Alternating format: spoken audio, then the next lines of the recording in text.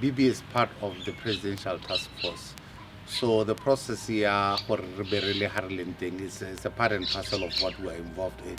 So we fully support government in that regard, and we do understand why he's doing the phased opening as he's doing. Okay, so we were part of and we continue to be part of that process. After the president made the first message about from the 1st to the 7th, and then the 7th, which is the 8th to the 15th, etc. We met as ministry, as BB with the Ministry of Trade and as select parastatals like your Gambling Authority, your BITC, your SIDA, etc., where we looked at all the licensed companies that are licensed through process here, Ministry of Trade. And I can say a good number, about 80 to 85% of those companies, after very rigorous 4 hours of talking, were moved to phase 1 to be opened with under certain protocols of, for example, instead of bringing 100% back to work, you bring maybe 25 to 30%. Do the sanitization, do the temperatures, do the social distancing, etc. Obviously, when we met, we all agreed it's a wish list. It was a wish list that we agreed between trade and private sector on what we want to see. But when it got to the inner task team, Yaha President, a few of those things were dropped out for that particular phase.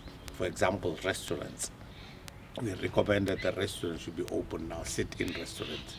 Takeaway, they can do, but other restaurateurs have come back to us to say, look guys, it's very difficult and not economic for us to do takeaway, like entities like Rodrigio, Cappuccino and stuff like that. Alcohol, we also did recommend, and we agreed at the Ministry of Trade, that takeaway only, no sit down. Whether you are a club or a bar or anything, but only takeaway. It was a wish list, it was not accepted. So there are a number of such that were not accepted, but the majority of what we recommended has been accepted and is what is being rolled out now. I think the biggest challenge is the communication. Communication is still lacking. I get a lot of calls in a day to say,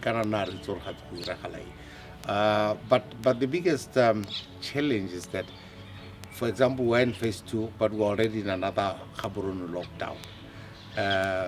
Movement Yabatu will continue to be curtailed, so that even if business is open, majority are still going to see no visitors coming in. People don't want to open for the sake of opening. You open because you want to see people coming in to do business and trade with you.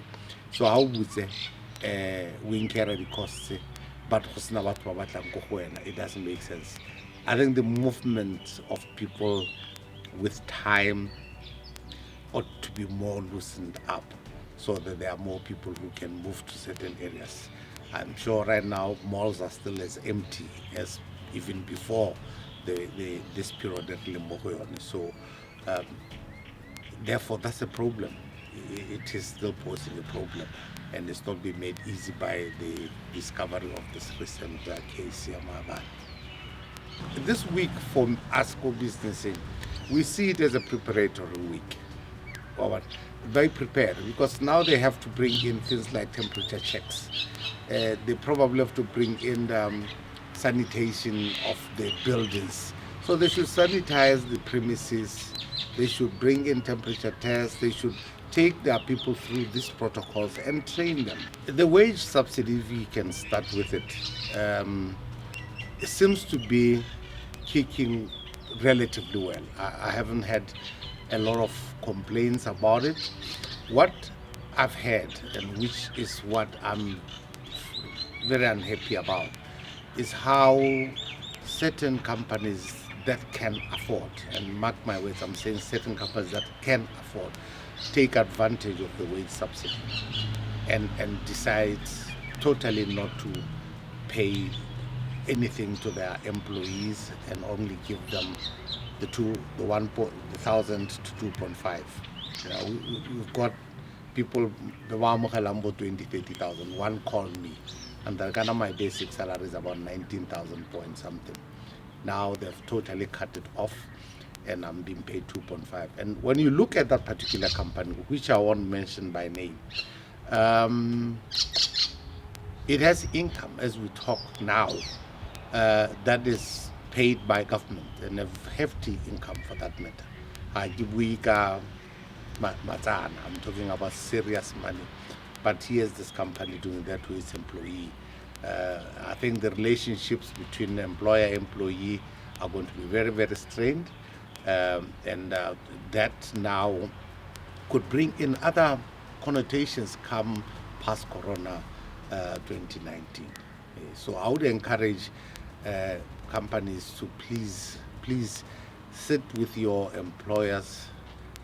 your employees, and come up with a structured position that is seen to be fair to both sides of the equation. I mean, there's one company that said to me, for example, we have negotiated with our employees.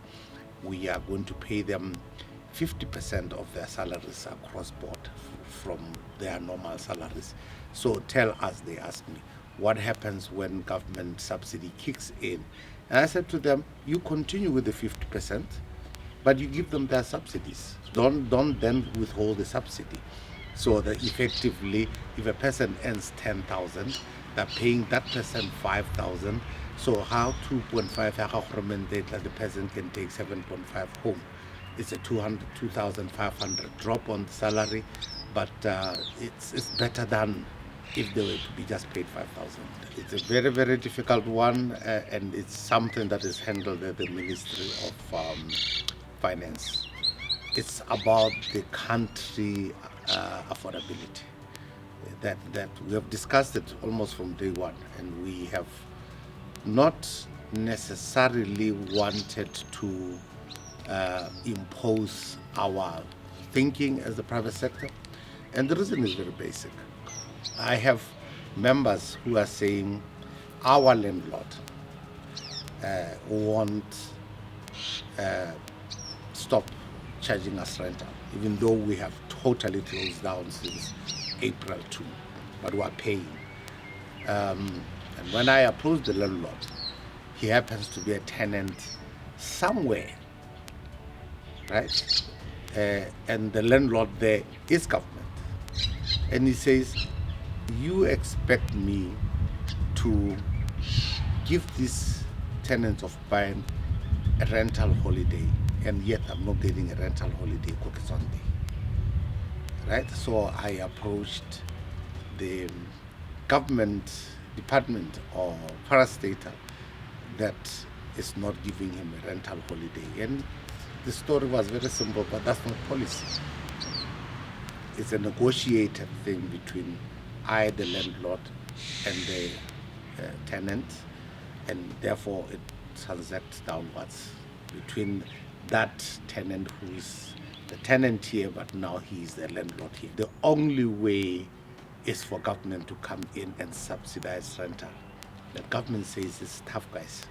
It is tough, and you can empathize. You can really empathize and understand what it must be tough for government with the food subsidies and all other subsidies. It must be difficult. The budgets, as were set in February, will have to be re-looked at very, very stringently. The reserves will have to be looked at very, very stringently. I don't think we want to leave the country bankrupt when we come out of COVID. We still have to have a country running and effectively so. I don't think anyone has ever had any delusion that things will be easy. It's going to be difficult. Most companies, particularly small companies, SMMEs, are not going to come back at all in any form or shape. They won't come back. We're going to see more unemployment. I want to see a lot of companies struggling. So my plea is to the banks to the government, to all those that have made these companies to work in the past, to be very understanding on how people are going to restructure going forward. So the plea that I have to my members and others who are not my members is to sit around the table, negotiate how best we can resuscitate the economy going forward. Let's persevere. Let's just do the best we can by talking to each other, our employees, our employers, our partners, the banks, the government, to see how best we can come out of COVID, at least still alive.